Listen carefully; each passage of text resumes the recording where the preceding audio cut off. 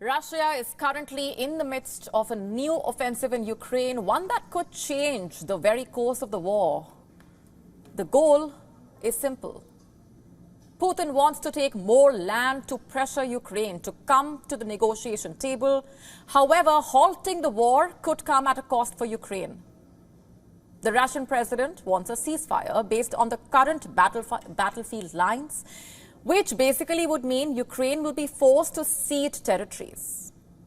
And with Ukraine's front lines rapidly collapsing, will Zelensky be forced to accept the changed front lines? And here's why we ask these questions. Just have a look at Ukraine's map. Here's how its front lines are looking like right now. The fighting is currently occurring at three key fronts, specifically Kharkiv, the east and Robotyne. In the south, while in the north, Moscow's troops are aiming to bring its troops within artillery range of Kharkiv city. In the south, the battle is on to recapture villages that were liberated during Ukraine's counteroffensive last year. Let's just understand the situation on the ground one by one. After focusing much of their forces this year on the east, Russian troops have launched a surprise offensive in the northeastern region of Kharkiv. On Sunday, in fact, Russia said it had taken over a key village in Donetsk and had struck Ukrainian forces in multiple directions, destroying their weapons and ammunition depots. And on the same day, Ukraine said it had repelled a Russian offensive in Kharkiv. They said that their troops were engaged in 17 battles with Russian troops. Evidently, the fighting has intensified. You see, since Russia started its offensive in Kharkiv, it has quickly taken control of several Ukrainian villages. These attacks allow Russia to divert the already thinly stretched Ukrainian resources away from other front lines. It allows the Russians to create a buffer zone from the Ukrainian attacks on Russian border regions. For instance, the nearby Russian city of Belgorod has increasingly come under Ukrainian attack in recent months. Moving on for now, before the Kharkiv offensive, Russia had largely focused its offensive capabilities in the east, and Russia's focus was on the eastern front lines. Since October 2023, when Ukraine's highly anticipated counteroffensive failed to make any gains, let's not forget capturing Ukraine's eastern industrial heartland, known as the Donbass, still remains one of the key war goals of Russia. And remember, Russia managed to have major success along this front when they took the town of Avdiivka in the month of February. And since the fall of Avdiivka, Ukraine has not been able to stop the Russian troops from making steady progress westwards. And lastly, the battle for Robotyne. In the southern front lines, Ukrainian forces are coming under immense pressure. Southeast of Zaporizhia, Russia has also made advances in this area. The small village of Robotyne is now completely destroyed.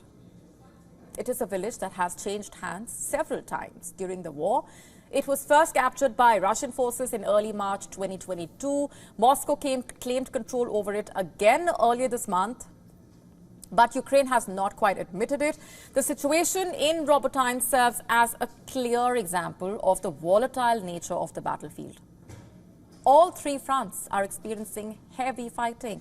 The new Russian offensive, which began in early May, saw thousands of Russian soldiers break through the northern border, forcing the Ukrainians to redistribute the troops from other areas to defend the positions.